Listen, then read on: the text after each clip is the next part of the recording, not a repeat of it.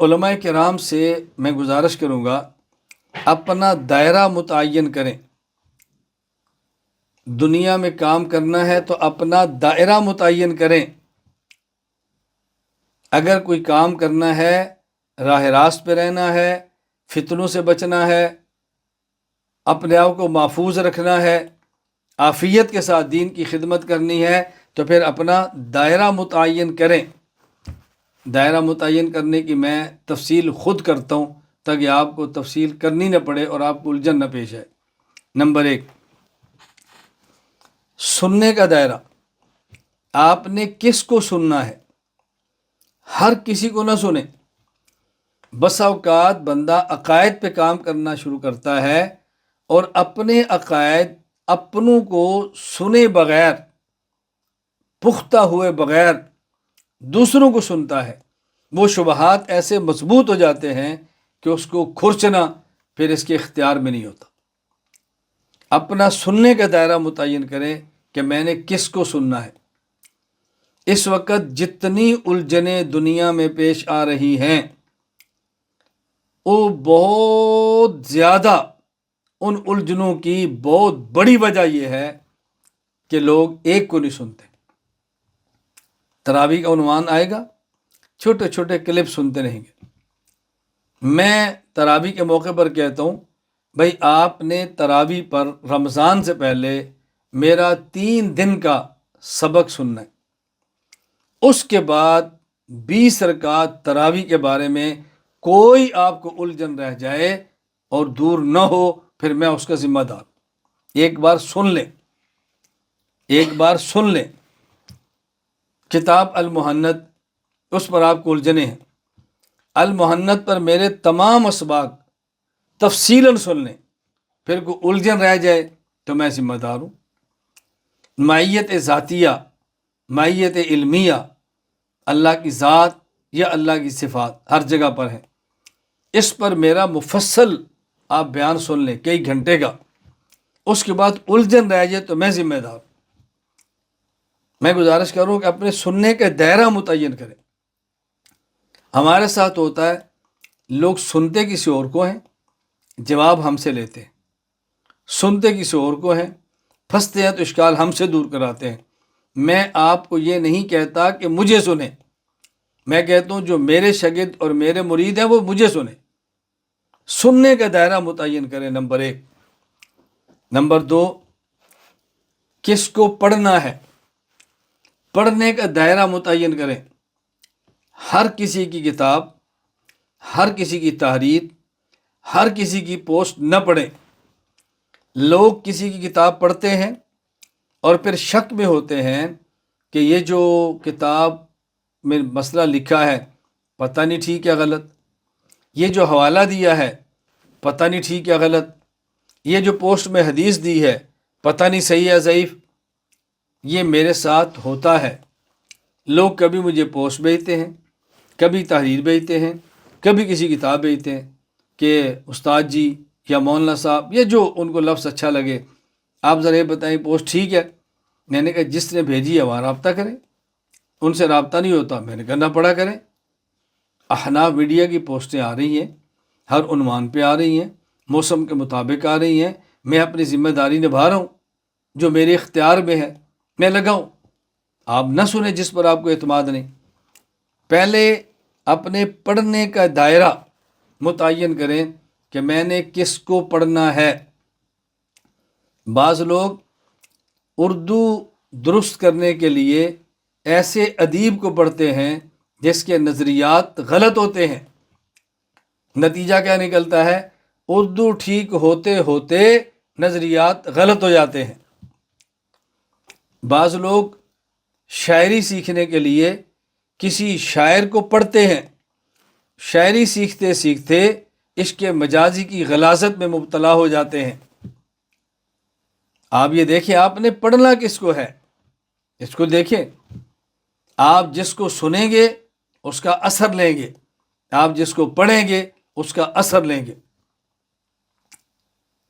آپ نے پڑھنا کس کو ہے، یہ دائرہ متعین کریں۔ نمبر 3، کس کی بات کو حرف آخر سمجھنا ہے؟ اپنا دائرہ متعین کریں، کس کی بات کو عرف آخر سمجھنا ہے۔ ہمارے یہاں کیا ہے، آخر جی وہ بھی تو ہمارے بڑے ہیں، آخر جی وہ بھی تو دیوبندی ہیں، آخر جی وہ بھی تو نیک ہیں۔ میں نے کہا جو تین کو آپ نے آخر بنایا، ان میں سے کسی ایک کو آخر بنا لو، اس میں کیا فرق ہے؟ آخر وہ بھی تو اہل حق ہیں۔ میں نے کہا میں کب منع کرتا ہوں، میں کہتا ہوں انہی سے رہنمائی لیں، ہم نے تو آپ کو مجبور نہیں کیا کہ ہم سے رہنمائی لیں۔ آخری بات کس کی ہے آپ کے یہاں معتبر ہے، حرف آخر کون ہے، اپنا دائرہ متعین کریں۔ اگر آپ نے ایک شخص کو حرف آخر نہ سمجھا، آپ کبھی کسی کی بات، کبھی کسی کی بات، کبھی کسی کی بات، ہاں اگر آپ کو ایسا بندہ نہیں ملتا کہ جو ان موضوعات کا سمجھتا ہو تو بات الگ ہے۔ آپ کو ایسے بندے بھی ملیں کہ جو ان سارے موضوعات کی سمجھتے ہوں، پھر آپ کے لیے کیا الجھنیں۔ آخری فیصلہ کس کا آپ نے ماننا ہے، آپ کے حرف آخر کون ہے، اپنا دائرہ متعین کریں، کبھی الجھن کے اندر مبتلا نہیں ہوں گے۔ میرے سامنے اس کی بیسیوں مثالیں موجود ہیں۔ آج بھی ایک صاحب مجھ سے کسی موضوع پر مشورہ کر رہے تھے، چونکہ میرے وہ شاگرد ہیں، مجھ سے ان کا تعلق ہے اصلاحی، اہلیہ بھی ساتھ بیٹھی تھی۔ اب وہ خود بھی فرما رہے ہیں، اہلیہ بھی ان کی فرما رہی ہیں کہ حضرت جب سے ہم آپ کے ساتھ جڑے ہیں اور آپ کی بات کو ہم آخری بات سمجھتے ہیں، ہماری گھر کی الجھنیں بھی ختم ہو گئی ہیں، ہمارے دینی معاملات بھی درست ہو گئے، الجھنیں ہماری ختم ہو گئی۔ بھائی ایک بندے کو طے تو کریں۔ ہم یہ سمجھتے ہیں کہ جو میری الجھن ہے، کیونکہ میں ٹھیک نہیں کر سکا تو شاید کسی سے بھی ٹھیک نہیں ہوگی،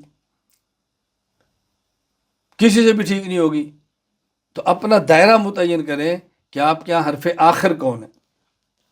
نمبر 4، کس کی تعریف کرنی ہے، اپنا دائرہ متعین کریں، آپ نے کس کی تعریف کرنی ہے۔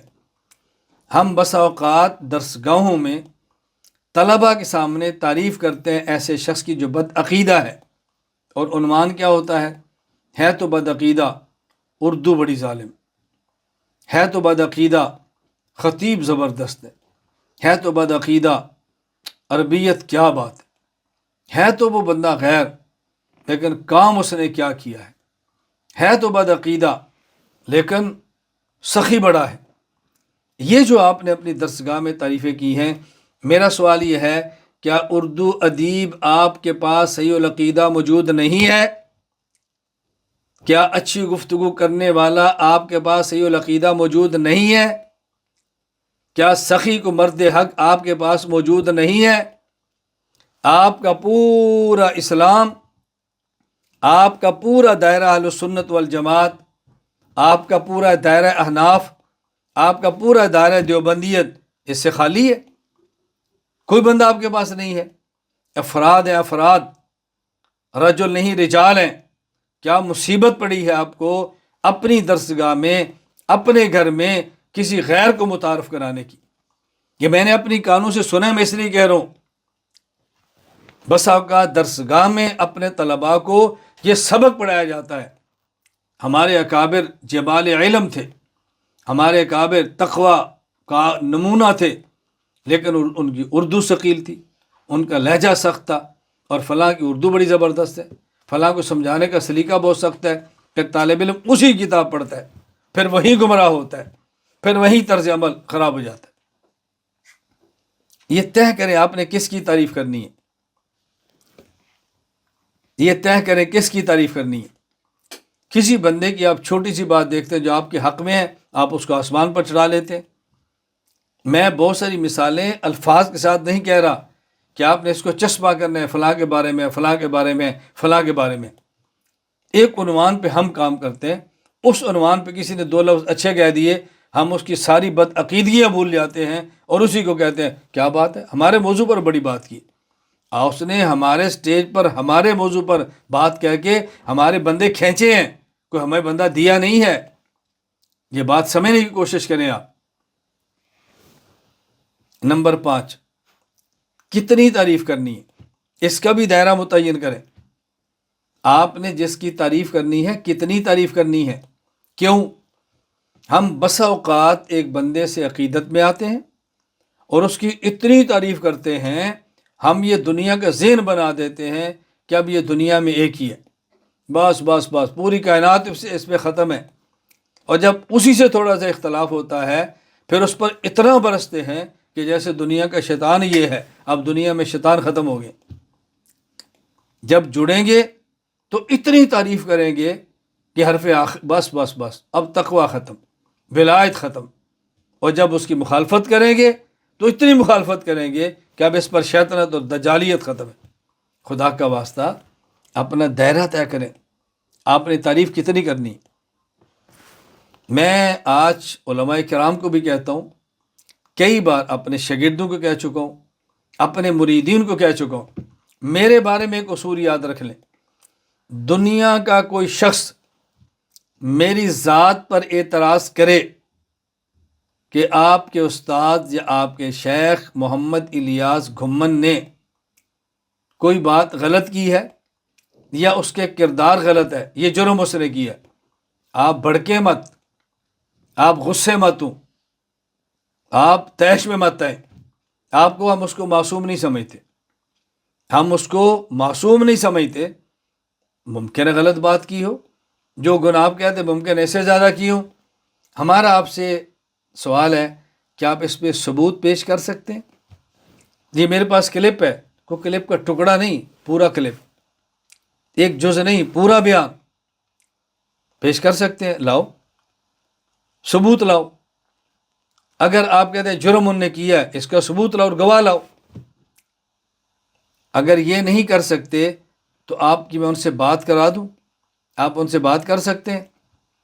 ایک شخص آپ کو ثبوت بھی نہیں دیتا، ایک شخص آپ کی موجودگی میں میرے ساتھ بات بھی نہیں کرتا، تو آپ اسے کہہ دو بھائی خدا حافظ، ہم آپ سے لڑتے نہیں، ہم آپ سے بحث نہیں کرتے، ہم شریعت کے پابند ہیں۔ جو آپ نے ہمارے استاد پر الزام لگایا ہے ثبوت دے دو اور شرح دے دو، اور ثبوت نہیں دے سکتے ان سے بات کر لو۔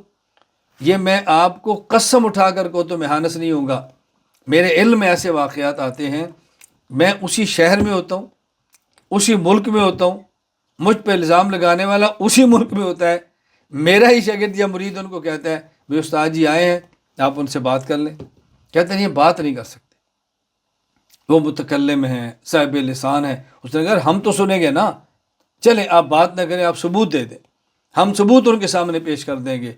ثبوت بھی نہیں دیں گے، بات بھی نہیں کریں گے، اور اسی شہر میں رہ کر دوسری گلی میں بیٹھ کر میرے خلاف پروپیگنڈے بھی کریں گے۔